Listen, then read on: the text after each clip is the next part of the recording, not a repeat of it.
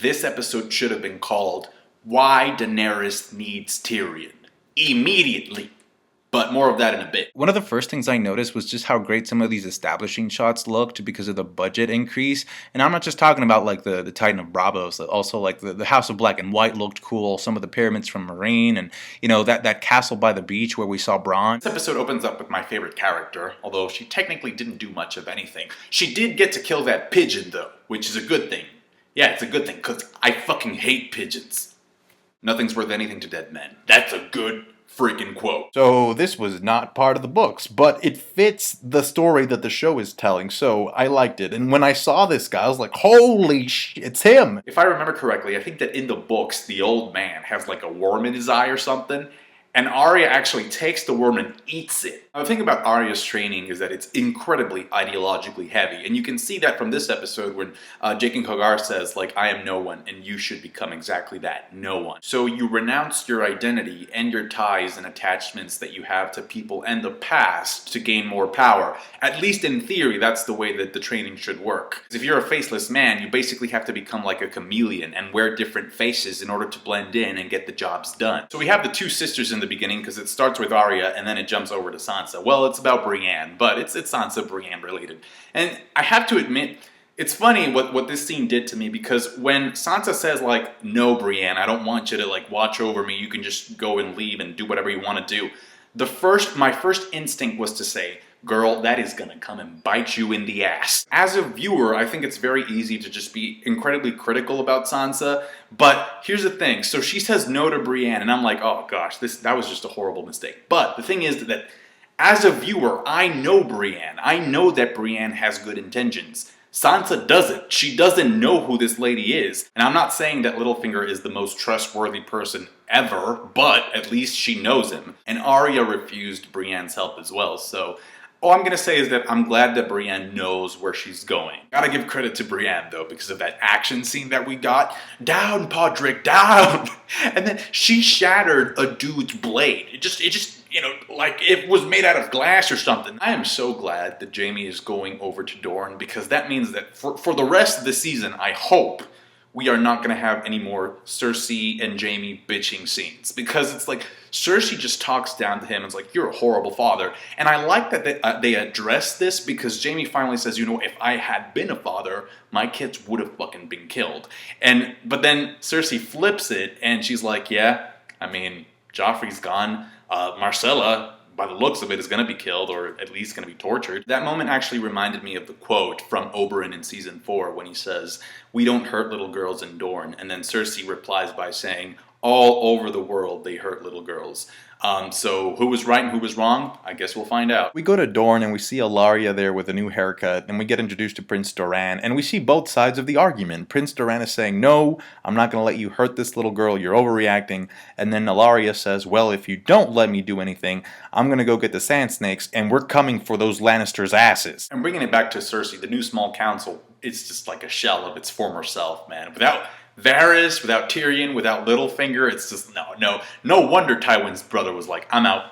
See you guys later. Seeing Bronn again was pretty cool too. He's just a very fun character. And honestly, like, I thought when he said goodbye to Tyrion in the previous season, I thought we were done with his character. Like, I honestly thought that we were never going to see him again. The conversation between Varys and Tyrion was incredibly insightful in this episode, because it dealt with being an advisor. Just people that want to be number one, but they're just really good at being number twos. But at the same time, they do dream one day of making it big and just being, on the spotlight for once, because it's like they've always stayed hidden in their little box, because that's the only place that's safe for them. Varys asks Tyrion, so when Shay asked you to leave, why didn't you? And Tyrion pulls a Walter White. He says, I did it for me. I liked it. I was good at it. Do you really care about Gilly learning how to read? Because I cared more about the grayscale condition that, Stannis' little girl has. Because, you would think that this thing is kind of like an STD or like some type of leprosy, but it's actually the skin turns to stone. And if the illness consumes you, the way that they explained it in this episode, it's like you're gonna turn into like a zombie/gargoyle monster. I'm just saying, if you can have an army of those creatures and you could control them, That'd be a pretty cool asset. What I've seen from Jon so far this season has been pretty good. Like, I enjoy his interactions with Stannis. We find out why Stannis actually really needs Jon. It's because he wants the North to fight for him. So if Jon bends the knee for Stannis, Stannis signs the paper and he becomes Jon Stark. And I love how they played the King of the North soundtrack when he said that. But then he becomes Lord Commander because Sam nominates him, which is a little bit weird because Sam knew what the deal was with Stannis, but he said, hey, you know, this other dude, he was hiding during the fight.